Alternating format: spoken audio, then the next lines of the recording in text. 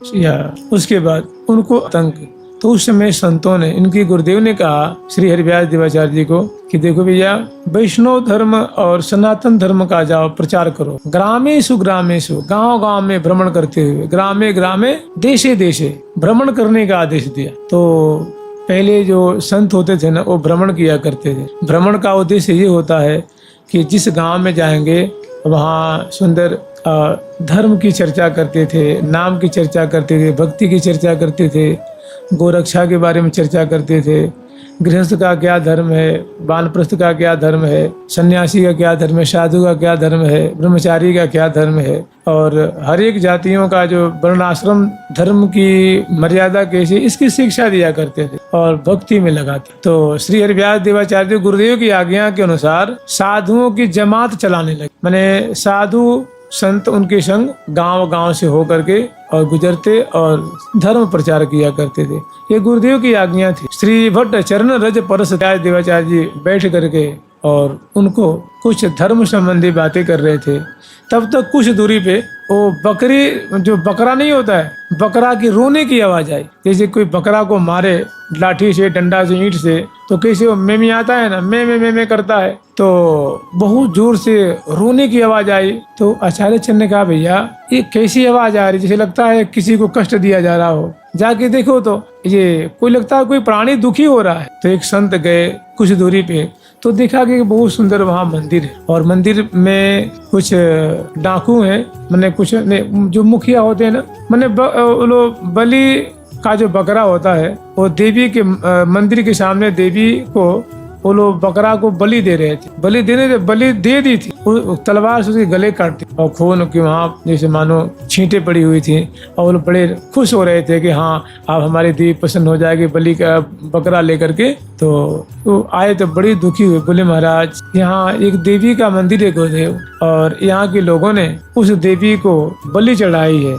अभी जो बकरा रो रहा था ना, तो उसको जब वो लोग काट रहे थे, हत्या कर रहे थे, तो दर्द के मारे रो रहा था। तो श्री हरिव्यास देवाचार्य, अरे भैया रुक जाओ, रसोई बंद करो, ऐसी हत्यारिन के दरबार में हमें नहीं रहना। ये जो मतलब जो हिंसिका देवी है, जो रुधिरासना है, ऐसी देवी के यहाँ, क्योंकि इस देवी का ही मंदिर है। अब हुआ भाई जैसे होता ना कि सब्जी साग बन रहा था, उसमें उन्होंने आँच खींच ली, अब वो पाक सब रुक गया।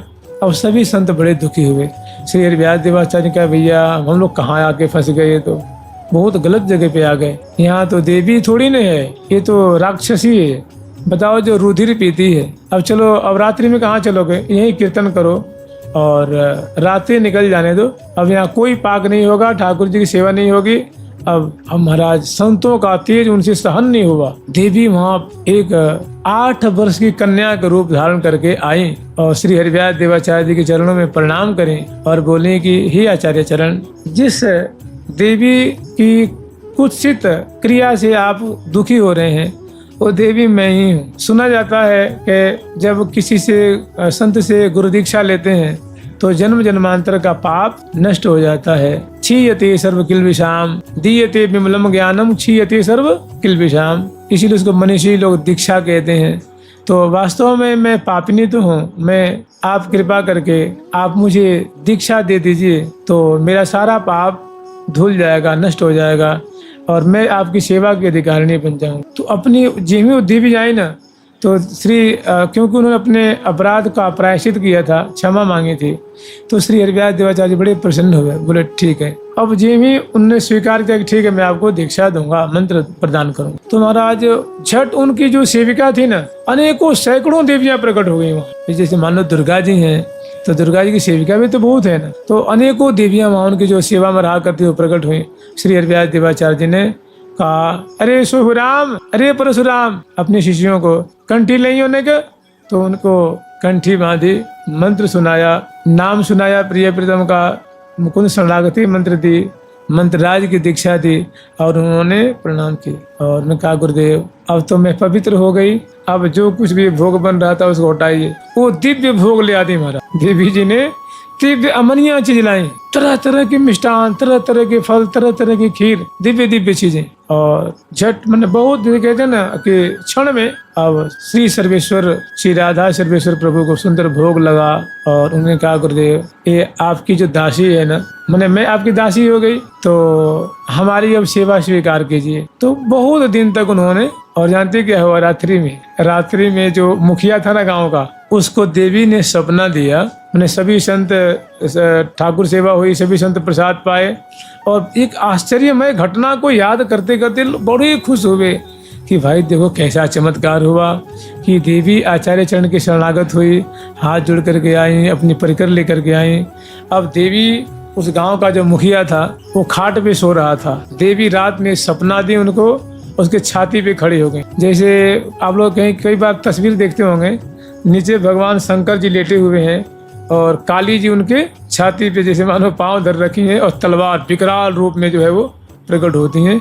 ऐसे देवी जो है उसको खाट को पटक देती हैं, और पटक देती है उसके छाती पे खप्पर लेकर, तलवार लेकर के एकदम जैसे मानो प्रलय कर देंगी। तो महाराज बोला देवी आप कृपा करो, क्या कहती हो, क्या आज्ञा करती हो? तो वो कही आज्ञा नहीं कर रही हूँ, मेरी अगर आज्ञा नहीं मानेगा तेरा सर्वनाश कर दूंगी। देखो हमारी बगीचे में हमारे गुरुदेव श्री हरिव्यास देवाचार्य जी हजारों संतों को लेकर के पधारे हैं, और देखो मैं उनकी शिष्या हो गई, मैं वैष्णवी हो गई। आज के बाद कोई भी हमारे पास बलि, बकरा, भेड़ ये सब नहीं चढ़ाएगा। अब मैं रुधिरासना नहीं रही, हमें भोग लगेगा नारियल, फल, दूध, दही, मिष्ठान। बोला देवी आप जो कहोगी वही होगा।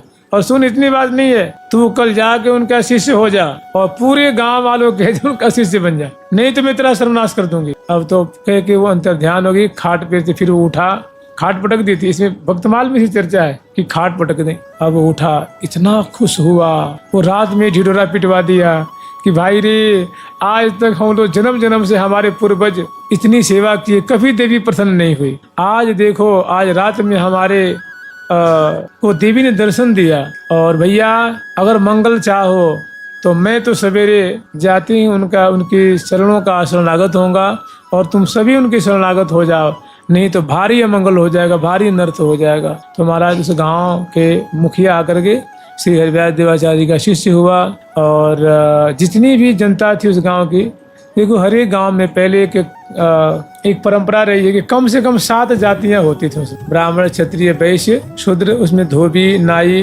ऐसे चर्मकार आदि आदि ऐसे कर जातियां होती थी। एक दूसरे के परस्पर सहयोग से कार्य हुआ करता था। तो जितनी जातियां थी सबने आकर के दीक्षा ली, और जय जयकार श्री हरिव्यास देवाचार्य जी की जय हो, राधा